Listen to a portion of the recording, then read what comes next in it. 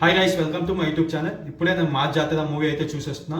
Movie అయితే అస్సలు బాగలేదు, నాకైతే ఎక్కలేదు. ఇది కూడా మిస్టర్ బచ్చన్ లాగానే రాడ్ మూవీ. రవితేజ గారికి ఈ మధ్య ఏమైందో తెలియదు కానీ ఆయన మూవీ స్క్రిప్ట్ సెలెక్షన్ అయితే అస్సలు బాగుండట్లేదు.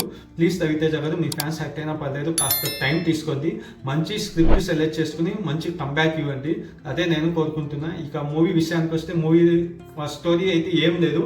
జస్ట్ ఒక పోలీస్ ఆఫీసర్ ఒక ప్లేస్ నుంచి ఇంకో ప్లేస్కి ట్రాన్స్ఫర్ అయ్యి వచ్చాక అక్కడ లోకల్ ఇల్లీగల్ విలన్తో జరిగే ఒక క్లాస్. సో ఇదే ఉంటుంది. స్క్రీన్ ప్లే ఎలా ఉంటుందంటే హీరో ఎంట్రీ అయ్యాక ఒక mass dialogue, fight, comedy, song ఇదే టెంప్లెట్లో నడుస్తుంది. ఏ మాత్రం బాగలేదు, రొటీన్లా అనిపించింది నాకైతే. ఇక ఈ మూవీలో ఏదైనా కాస్త బాగుంది అంటే ఇంటర్వెల్ ఫైట్ బాగుంది, అక్కడక్కడ కాస్త కామెడీ బిట్స్ బాగున్నాయి. అది తప్పితే ఇక మూవీ ఓవరాల్ రొట్ట సినిమా. ఇక ఈ సినిమాలో హీరోయిన్ శ్రీలీల ఆమెని ఎందుకు తీసుకుంటానని నాకు అర్థం కావట్లేదు. ప్లీజ్ శ్రీలీల గారు, మీరుగా అంతే టైం తీసుకొని మంచి స్క్రిప్ట్ సెలెక్ట్ చేసుకుని హిట్ ఇవ్వండి. మీరుగా ఇది వరుసగా ఎన్నో ఫ్లాప్ కూడా కౌంట్గా తెలియదు, అంతలా మీరు బ్యాక్ టు బ్యాక్ ఫ్లాప్స్ అయితే ఇస్తున్నారు. కాస్త స్టోరీ సెలెక్షన్ మంచిగా సెలెక్ట్ చేసుకోండి. ఇక వీళ్ళ జోడీ అయితే ధమాకాలో వర్కౌట్ అయింది అని తీసుకొచ్చినట్టున్నారు, అస్సలు వర్కౌట్ కాలేదు. ధమాకాలో ఆ సాంగ్స్తో వెళ్ళిపోయి మూవీ. వీళ్ళ జోడీ అయితే ఆ దాంట్లోనూ బాగలేదు, దీంట్లో కూడా బాగలేదు.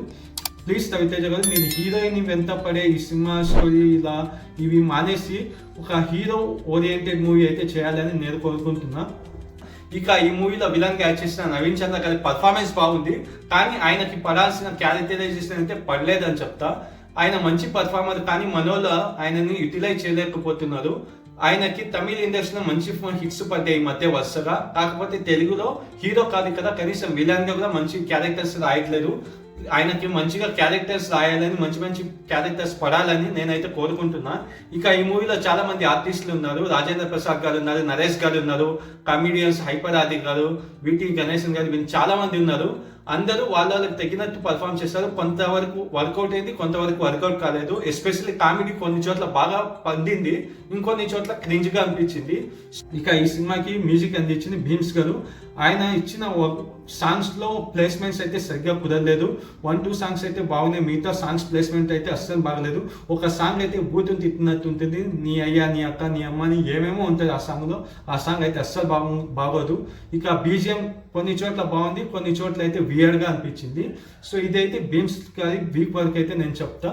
ఇక ఈ సినిమా ఎడిటర్ నవీన్ నూలి గారు, ఆయన ఎడిటింగ్ అయితే అస్సలు బాగలేదు. అసలు మూవీ స్టోరీనే బాగలేదు. మూవీ బాగుంటే ఆయన మంచిగా ఎడిట్ చేస్తారు, మూవీనే బాగలేదు. సో ఆయన మాత్రం ఏం చేస్తారు. ఇక ఈ సినిమా డైరెక్టర్ భాను భోగవరపు, ఆయన కొత్త డైరెక్టర్. ఏదో టెంప్లెట్ మూవీ, మాస్ మూవీ తీద్దామని అనుకున్నారేమో, అదైతే బాగలేదు, వెరీ బ్యాడ్. ఇక ఈ మూవీకి అయితే నాగవంశీ గారికి ఒక రాడ్ అయితే పెట్టిందని చెప్పొచ్చు. సో ఓవరాల్ నాకైతే మూవీ నచ్చలేదు. నేనైతే ఎవరిని రికమెండ్ చేయను. ఇక మీ ఇష్టం, వెళ్తే వెళ్ళండి, లేదంటే లేదు. నాకైతే నచ్చలేదు.